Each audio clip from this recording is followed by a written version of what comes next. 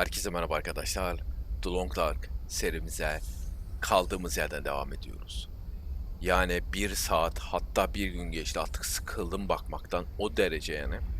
Ve telsiz parçaları tezgahın üstünde çıktı. İnanır mısın? Tezgahın üzerinde çıktı. Şaka gibi ama gerçek. Alalım şimdi bunları. Çalışma dedi. Bitti mi? Bitti. Aynen. Sular harcadım, yemekler harcadım ve buradan gizli bir hazine buldum. Şimdi buraya doğru gideceğim. Önce hazineye doğru gideceğim. Artık yemin ediyorum ben buradan çıkmak istiyorum. Şunu bir alayım da.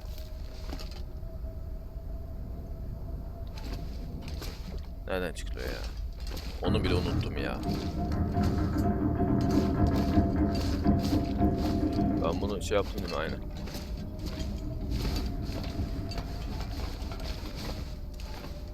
Benim canım niye bu kadar full? Artık buradan çıkmak istiyorum. Meğersem buradan değilmiş. Şu kapıdan... Dur. Şu kapıdan zannettim. Meğersem değilmiş. Çıkalım abi artık, yeter ya. Vallahi billahi ya. Bunaldım şurada durmaktan.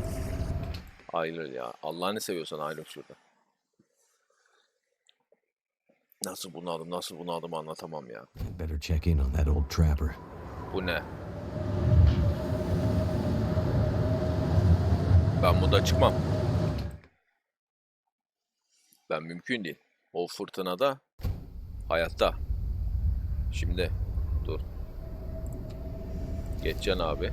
O işi geçeceksin sen. Şuraya bir yere kur. Uyu bakayım bir saat. Hayatta.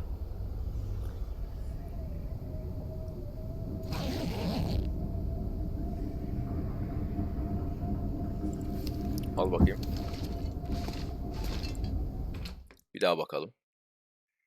O fırtına da yani gidilecek gibi değil. Oha, gene devam. Tamam, iyi. Gerek yok abi. Yani canımızı yolda bulmadık. Bir saat daha uyu. Uyu bakayım.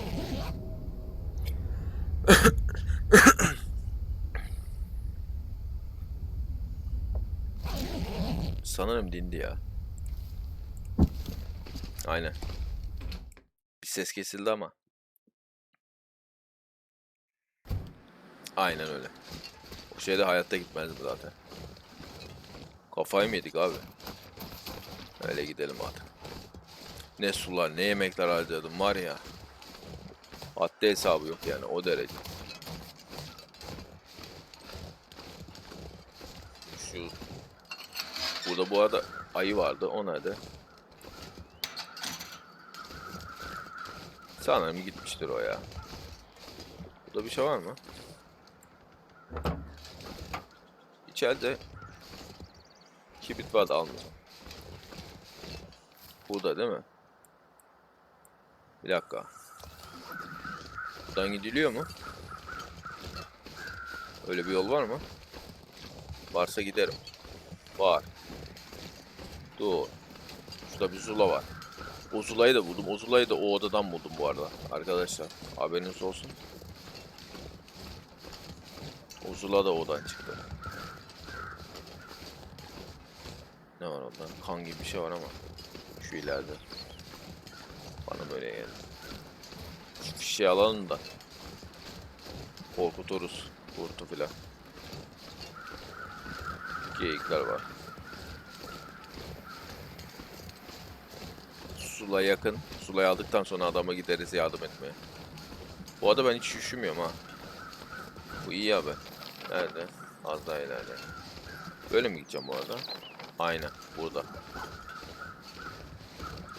Köpek mi? O kurt mu yani? Ben mi yanlış duydum? Sanırım yanlış duydum. Alakası yok. Canım bayağı iyi şu an. Üşümüyorum. Bir suyla yemek. Bu hiçbir sıkıntı değil. Hatta ben yemek yerim yani, hiç sıkıntı yok. Ye bakayım. Oh mis. Tamam. Suyu hallederiz. O sıkıntı değil. Şurada bir yerde sula var. Kurt filan çıkmaz herhalde. Yakınlaştı mı? Yakınlaştı.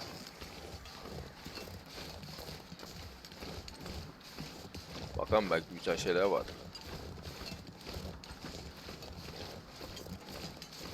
Ay.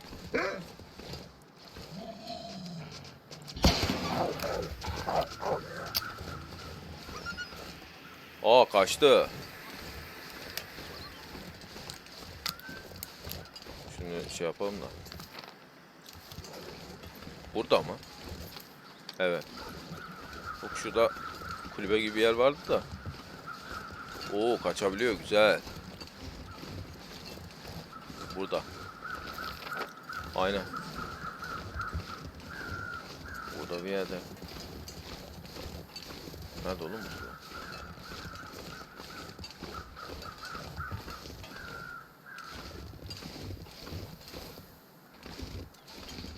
Bura.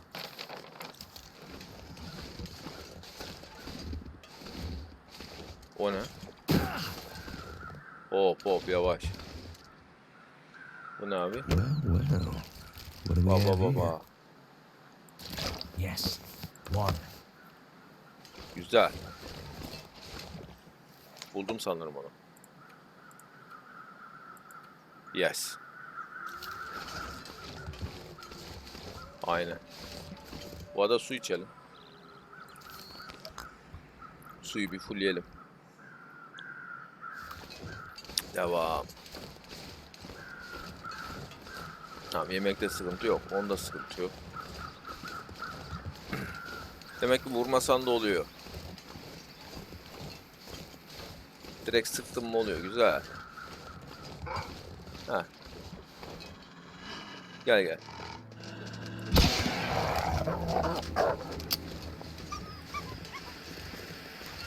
Bunu bir şey yap. Böyle kaçarsın. Böyle kaçarsın, adam hasretme. Adam hasretme. Güzel. Tüfek mermisini harcamayalım. Ona gerek yok. Şimdi o malzemeleri üşümemem müthiş bir olay tabi. Ha, bayağı iyi bir olay. Hatta ben biraz koşabilirim ha. Nereden gideceğim bu arada? Bura kapalı, şurada. Köprüden geçeceğiz. Zaten burada hiçbir şey yok. Yani şurada bir insan var gibi duruyor ama. Sanki. Başka zaman bakarız ya. Şimdi gerek yok. Biz yolumuza kaldığımız yerde devam edelim, boş ver. Bu arada ben şey bulacaktım. Kuşburnu. Mantar istiyor mu bu arada yan görev? Yan görevleri de yaparız. Tamam, ha bunlar şey, tamam, gerek yok. Önemsizmiş. Yanmasak da olurmuş. Gidelim o zaman. Tamam. Görevi yapmasak da olur, sıkıntı yok. Aynen bak, şey var, evet, insan var orada, bir şey var orada. Kuşlar var ya. O da bir şey var. Neyse bakalım, ben bu arada bir yemek daha yiyeyim. Sağlam domates çorbası. Ya bunu. Bayağı iyi. Bu arada yediğim fındık ezmesi gibi bir şey. Bayağı iyi. Gerçekten iyi. Doyuruyor. Hava sakin. Sakin havada yiyeceksin abi. Zaten. Buradan bir kurt beni kovalamıştı, hatırlıyorum. Hatta geçirmişti dişini. Burada var. Sıkıntı yok. Görürsek sıkarız. Bu arada reload yaptım değil mi? Aynen. Şarjör değiştirdim.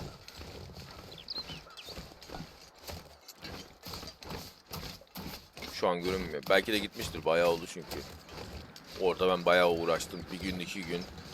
Yani o oyuna göre bir iki gece geçirdim ya. kötüydü ya, bayağı kötü bir durumdu yani. Tamam abi.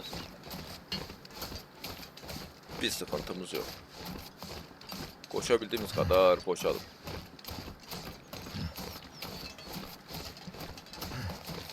Tamam, dinlenebiliriz. Kimse yok. Sadece yorgunluk falan çok şey oluyor. Zaten hava çok iyi herhalde. Hiç üşümüyorum. O da iyi bir şey.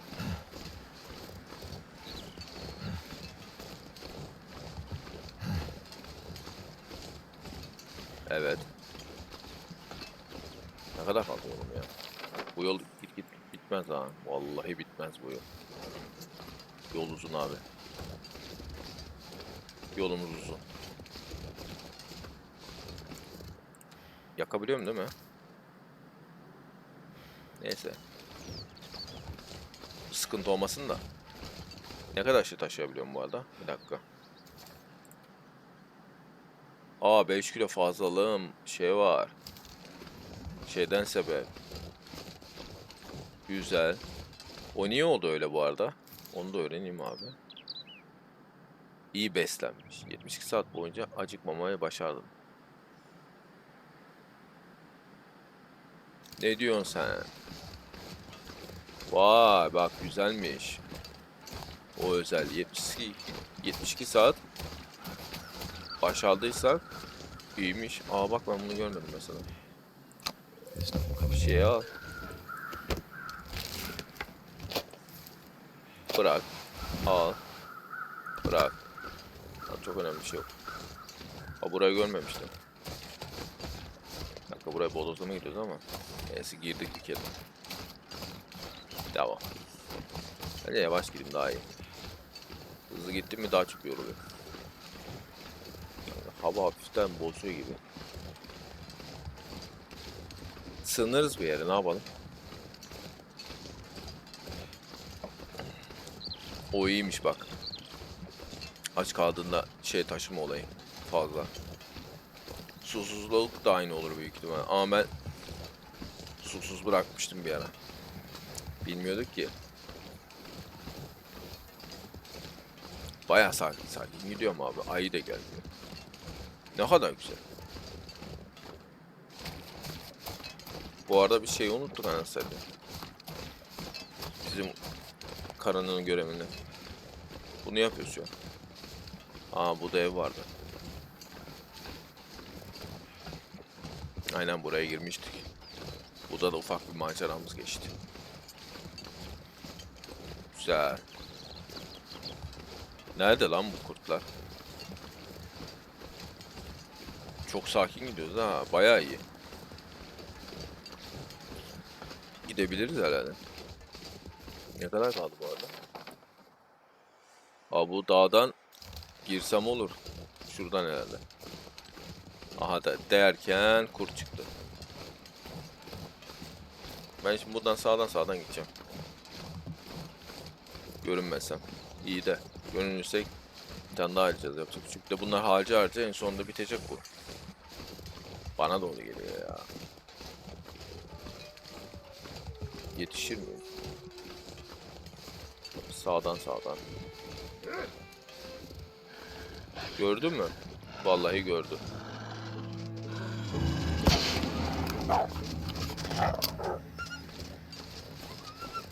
Güzel.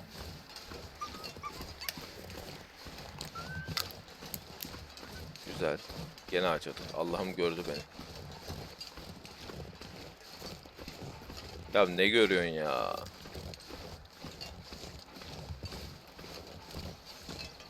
Doğru yol değil mi? Ha, doğru yol böyle. Allah'ım bir tane daha harcadık. Yapacak bir şey yok. Ağaç kıracak sanki ya. Bu 1, 2, 3. Burada yakalanışımız. İyi değil yani. Sonuçta şeyle mermiler bitiyor. Oyun zor abi.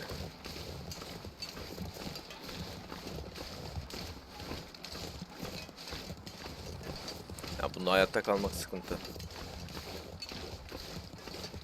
Şu an için bir sıkıntı yok. Şunları alabilirim de gerek yok. Bu ne? Ben buraya herhalde sinmişim. Evet. Oo, ben bundan fişek.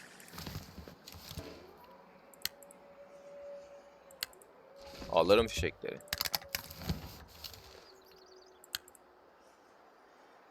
Fener yakıtı alırım.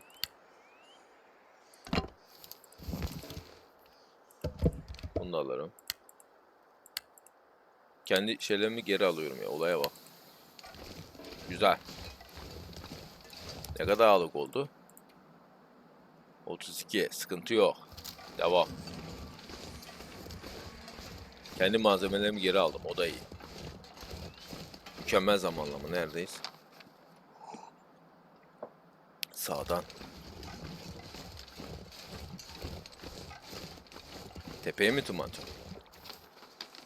Aynen, tepeden aşağısı. Çıkar mı oraya? Sanırım çıkar abi. Deneriz. Çıkmazsa başka yol buluruz ama çıkar gibi ya, çok yüksek değil. Öyle bir deneyelim.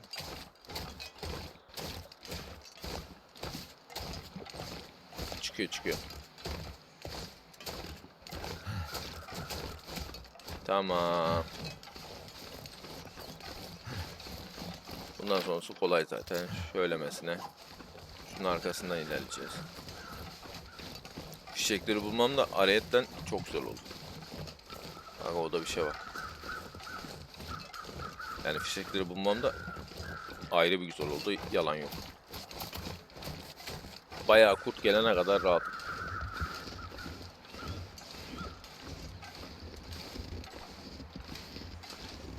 Tabi gelmesin gene de. Şu ileride. Aynen. Geldik. Kazasız, belasız. Ufuk göründü. Güzel.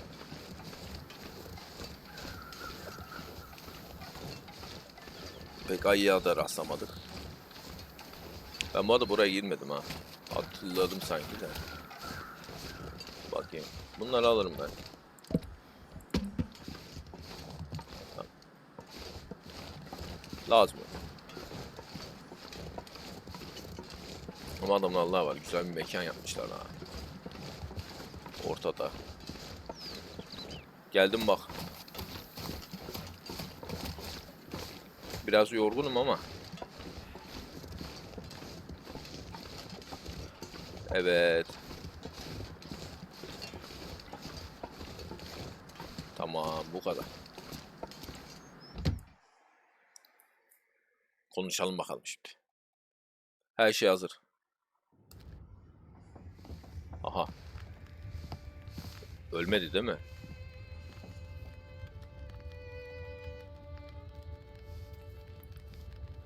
Aha. O ne lan? Oh, shit. Oh, that's smart. Şok verdik herhalde. Take it easy. You're pretty banged up. You're probably a bit delirious, too. I just gave you a shot of some heavy antibiotics. Might feel funny for a while, but it'll help. And you're gonna need some time to recover. Time? We don't have time. We need to get a message out. It's important. Message? You mean to your friend, asking for medical help? Never mind that. Help me up so I can look at the radio. Let's see if the parts you brought back are any good.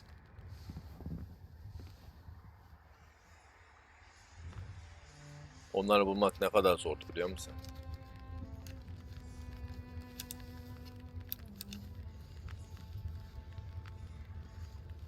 That's a military shortwave, isn't it? Maybe. I know a bit about radios. It's not like any surplus I've ever seen. Ah, damn it. Gene ne oldu? Parts look fine. So, whatever's wrong with the radio goes deeper than that. What could it be? Something to do with the power. fuses. Transformers, maybe. Öyle bir şey yok We have zaten. bigger problems to deal with first. That bear's out there, hunting us. Evet. He's a smart old bastard. He'll keep us from getting out, getting supplies, finding help. Eventually, he'll either get us or starve us out.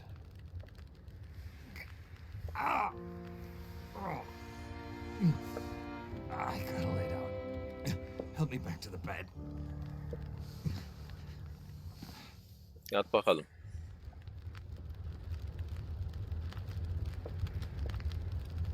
Aha. Konuş bakalım arayla ilgili. The dam was pretty busted up, like you said. Aynen. Place was cracked open by the quake years ago and never recovered. Bu I was kadar mı? already half dead at the time. Meaning? The dam dates back to the 60s. Industrialists from the mainland wanted to use it to power a mining town he was planning to build. But the bottom fell out of the price of coal, and he had to abandon those plans. Some fool tried to get it running again in the 80s, but then the forest talkers got involved, and that was the end of it. Pretty sure the quakes finished the job once and for all. Ormanda konuşanlar. So, who are the forest talkers? Eco-terrorists. Activists, some call them. Depends on who you talk to, I guess. Why are they out here? Well, they've been active for years. They come and go. Mostly here to throw a wrench in the works for a variety of resource projects, mining, forestry mainly. They want Great Bear to remain a pristine wilderness. You don't sound like you agree. Oh, I've no love for industry. But this is the way of the world. You have something they want, they take it. Nothing much you can do to stop it. Well, judging by what I saw on the dam, I'd say the forest talkers are still active. Well, that's good news for you. Keep your eyes open for supply caches they might have left behind. Tamam. Çevre. En son Can you ayıya tell bak. me anything about where we are? Well, this whole area takes its name from Mystery Lake nearby. It's kind of a wilderness preserve, though you wouldn't know it from the logging trucks. Not much around there, apart from some lake cabins that'll be locked up for the season. You've already seen the dam. Railroad passes through the area. Trains come through once in a while. Fewer every year. Geçiyor yani. The whole area's mostly dead. Most of the year. You sound like you like it that way. I sure do. So, no other people living out here? You Hepsi can öyle. understand. The collapse destroyed Aynen. Great Bear. There's nothing here to stay for. You meet anyone out here? Chances are they're hiding from something. Or someone. And you? Why are you here? I have my reasons. O ayı deme meselesi. What's this unfinished business between you Aynen. and the bear? Ah. Me and the old bear. Every time we meet, we make a little trade. And what do you trade? Each other's blood, mostly. Sounds like a losing proposition. Oh, I'm sure it will be. For one of us. Vay be. The main reason I'm out here is I'm looking for someone. Aynen onu gördüm. You won't find too many people out here. That's kind of the whole point. This is someone important to me. A woman. Aynen. She may have passed through here a few days ago. She might have been injured. What makes you think she came through here? She passed through the tunnel leaving Milton. But then... I'm not sure. Well, the roads from Milton don't lead this way. Hmm. Wherever she's headed, you'll have to cross the mountains to find her. Not an easy path, even for the most experienced outdoorsman. I'll do whatever it takes. You won't get far with that bear on the prowl. What we need is to get my radio up and running, so we can find out what the hell is going on. Maybe someone out there has seen your friend. Diyorsun. The woman I'm looking for. She might be on her way to a place called Perseverance Aynen öyle bir yer Mills. var. You know it? Yeah. Shit Nothing Town, north part of the island. Sounds about right. Yeah, I know it. We were on our way there, my passenger and I, when we crashed. I need to find a way to get there, or contact her. See if she's all right. Evet. Sure she's alive. Yeah, I'm sure. Well, normally I'd make some calls on the old shortwave. Whole area's been damn quiet since those lights in the sky. Even the wildlife's acting strange. But I might have an idea. Neymiş? Garip. Bir dakika, önce garip. What do you mean the wildlife's acting strange? You live out here long enough, you get a sense for the patterns in nature. Right now, the patterns are broken. Critters aren't behaving the way they should. It's Diyorsun. like they're spooked or something. No, not spooked. But changed somehow. Best way I can say it is, things don't feel right. Allah Allah. You said you had an idea. What do you have in mind? Well, it's a long shot. But I may know how we can find out about your friend. I'm listening. This shortwave, I use it to keep an ear open for what's going on. So how do we get the radio working? There's no reason I can see why it shouldn't be working. Well, what about more parts? Or another radio? We might find another radio. But I think I have a better idea. Problem is, it's no use with the old bear out there. Your path to a working radio, and our survival, is through that bear. Diyor. We have to Oha. find a way to deal with him first. Hazırım. Okay. So we have to deal with the bear. You're Yapalım. half dead, and rifle shots don't seem to do much. So, That's because the old bear, he's special. I've been hunting and trapping for years, and I've shot a lot of bears. But I've never encountered anything quite like him. Special bear like that needs special magic to bring him down. magic? Nasıl lan? Don't worry, I'm not delirious. I don't mean literal magic, but we need the old knowledge, the old ways. What do you have in mind? There's an old story, local legend maybe, about one of the original settlers of this place. Spence. Story goes something like this. Spence shows up and sets up his claim shanty with his young family in tow. For generations, the family had been traders in the Hudson's Bay Company. Old voyageur stock, they say. Hard people. Survivors. One day, a bear shows up and menaces the homestead. Spence takes a shot at the bear, but it doesn't seem to do anything. Bear wanders off, but Spence's wife, she takes a turn. Slips into fever. For days, delirious, she screams about the bear. Local doctor can't do a thing for her, neither can the priest. A week later, a hired hand goes missing. And they find him. Just a body. Ravaged. Spence fears for his wife and kids. He's convinced some evil bear spirit is trying to kill them. Revenge for some slight in the past, maybe. Something in the family history. Spence gets some men together for a hunting party.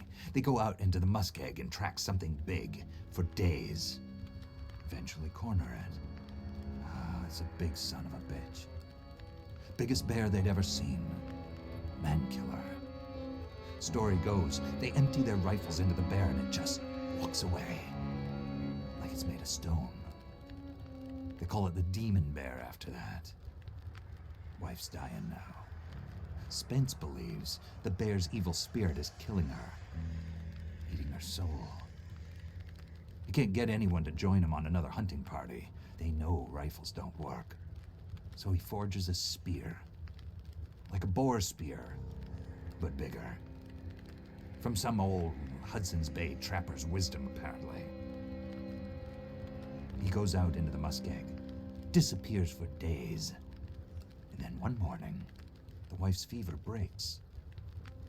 But nothing from Spence. Some men go out looking for him, and they find him, half dead, blood all over him, body torn almost in two. The bear's work. The last thing he says is, "Spear stole the bear's soul.